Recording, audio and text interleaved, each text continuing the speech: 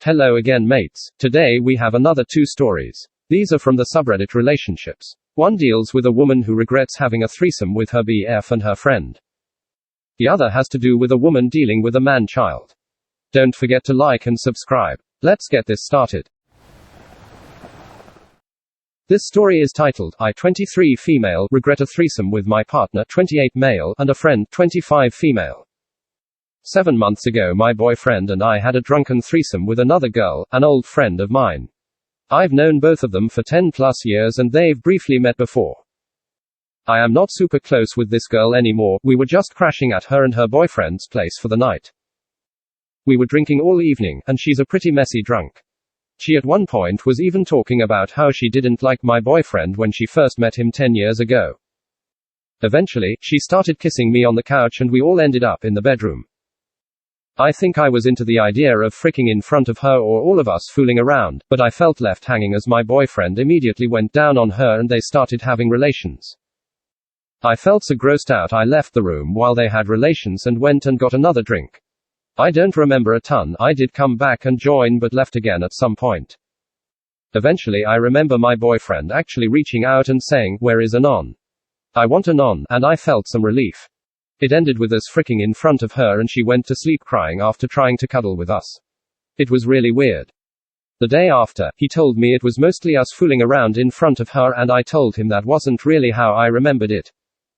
I buried this for 7 months and have recently been having pretty vivid dreams about it that give me a ton of anxiety at night and started leaking into my day. I am starting anxiety medication this week for this and other things. My boyfriend knows I've been having really distressing dreams, and tonight I finally told him what it was about. All he really said was, "I don't know what to do, what do you want me to say?" and it turned into an argument about me just wanting some comfort.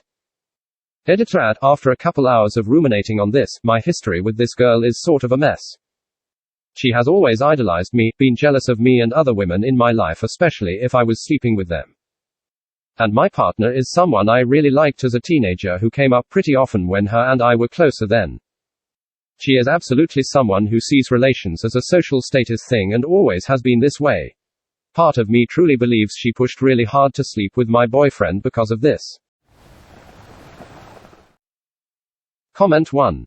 One time, in therapy, I had a very different situation going on but I was given a solution that might work for you a little. Basically, the question is, what do you do when you have a really emotionally fraught memory that you can't really change or make better, but it is bugging you all the time? And what I was trying to do was push it away, make it shut up. I didn't want to deal. What was recommended to me was to sit with that memory. Just make all the space for it, give it all your time and attention, and just exist in it. Pay attention to what it makes you feel. Where in your body do you feel it? What does this memory want from you? What do you need to give yourself, going forward, to loosen the grip this memory has? What demands is it making? There's no verb that's going to close this out. You're not going to do some magical thing and feel better. Emotional closure is going to look like really understanding what you're feeling and taking the lesson of this forward. So that future things that push at your boundaries in a similar way are avoided or negated before you get this far. But that's work that requires digging into the painful parts of this and really working with them instead of trying to shove them away. Which is, for the record, awful and painful and a lot of work. But I think it really helps. Comment 2. What stands out to me is that when you tried to discuss your feelings it turned into an argument. That is not a mature response. He knows you have been dealing with something and when you finally feel safe to share it turns into an argument. Breaking up may not be the answer, but it's an option. Comment 3. This is how basically every threesome story goes. Couple has threesome, one member pays more attention to the newer person. Unfortunately these always end ugly. There really isn't anything to do unless you break up with him. I would just chalk it up to 3 drunk people who went too far, but there really isn't anything to do, say now. He probably isn't lying when he says he really doesn't remember. I'm sorry you're having dreams about it later, that sucks. Comment 4. Nothing much can be done now about what happened in the past, but I'm sure a fair bit can be done about the future. I'm glad to hear you have serious discussions with your BF, that's healthy. He is probably serious when he says he doesn't know what to tell you, in fact that's most appreciated. Instead of winging an apology, an excuse or whatever, he straight up said he didn't know what to do. I for one do not approve about getting drunk, so I would say what happened is all three's fault. From the description you gave about that female friend, it looks like you shouldn't be friends with her anymore, but that's up to you to evaluate. For now, set the same boundaries already, so that it won't happen in the future anymore. Have a serious discussion, share your feelings, acknowledge you were all guilty and lay down the rules so that it won't happen again, or it will happen within certain boundaries. This might help your situation, because what's done is done, but knowing it will never happen again might give you some respite. Good luck, and be sure not to take medications lightly. They are to be taken only if really in need. Comment 5. I know this isn't really what the post is about, but I won't lie, I'm not getting great vibes about a 5-year age gap with someone who's known you since you were a little kid. Otherwise, you said you're good at self-soothing and coping mechanisms, but do you have a good therapist? I know it's almost trite to suggest therapy, and obviously, it's resource dependent, but this sounds like something that would be really difficult to work through on your own. And an outside perspective would probably help to at least organize your thoughts a little bit. This story is titled, I am 29, female, and my boyfriend is 35, male. We've been together for 2 years. And I think I am completely over the relationship because he drinks every day and is unmotivated, and it's all just sinking in. Hey everyone, I am 29 years old and live with my boyfriend who is 35 years old. We have been together for almost 2 years. We live together in a mountain town in Colorado. I think I am over the relationship and need to go my separate way. He drinks almost every night, he doesn't really have long-term goals besides gaming or drinking, and he doesn't really respect me. I am currently working on getting my PhD and work full-time on top of school. I am always so busy, I have meetings, I have things I am doing, and he just doesn't, so he drinks. I am over it. I am tired of going to bed early and then being woken up by his drunk self trying to cuddle me or have relations with me. I am tired of him getting mad when I ask him for space so I can work on school, or sleep. He literally gets offended when I sleep because I am not paying attention to him. I left this morning to work elsewhere on school because he is home today, and he's angry at me, but all he wanted to do was play Battlefield really loud. I cannot work on a thesis while hearing gunshots in the background. I am exhausted because he doesn't do anything besides work, drink, and play video games, and I have a million hobbies and goals and aspirations. I also don't really drink. I have never been a fan of alcohol and find it quite exhausting. Every night when I am in a lecture or working on school, he just gets drunk and angry at me for being in school. Is he jealous? Am I not finding enough time for him? Am I being selfish? I am tired of beer cans all over our apartment. We're adults, we don't live in a party house, and I am tired of it feeling that way.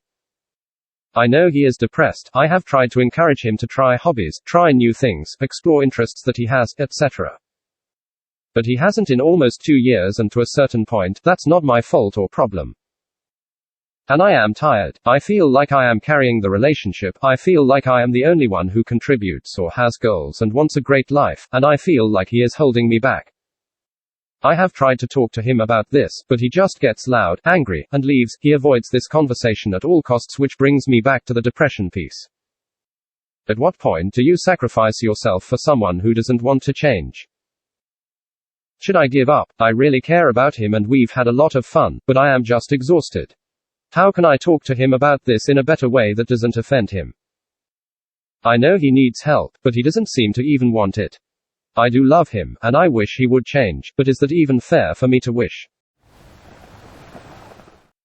Comment 1. I'm shocked that this guy is 35 years old. If he was 21 and did that kind of thing, I would say he would grow out of it.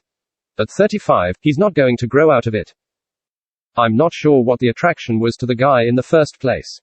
Maybe he's extremely good looking or something. Highly doubtful if he's an alcoholic and closing in on 40. Your life seems like it's going in the right direction and he's like an anchor which is going to pull you down. Run, run, run far away from this situation and find a man, not a child. Comment 2. Was with someone who had a drinking, gaming problem and was getting a PhD, while I too was getting a PhD. I'll tell the following with you, but really it should be I. But I think it will be your story too. Leave. Once you are done with your PhD, you will get a real person job and you will grow and take off mentally and professionally. The sword of Damocles will be gone. Meanwhile, he'll be drinking and gaming and generally not having his shite together. You're just going to get more and more annoyed and lose respect for him. You're just in different leagues and at different stages of your life. This will get worse, not better. It's not likely that he will reform his drinking until you leave because he doesn't see it as a problem. Edited to add, alcohol is addictive and it's also a depressant. It can make depression worse. Comment 3. 2 things. First, it sounds as though you two aren't compatible as live-in partners. Living with him is affecting you in a negative manner, making you exhausted and making you feel guilty about having such a full life. Second, he may have a serious problem with alcohol. And until he wants to, his alcohol consumption is not likely to change. And it sounds as though he doesn't want to change. You deserve better than to tie yourself to an unmotivated alcoholic. He will only drag you down with him.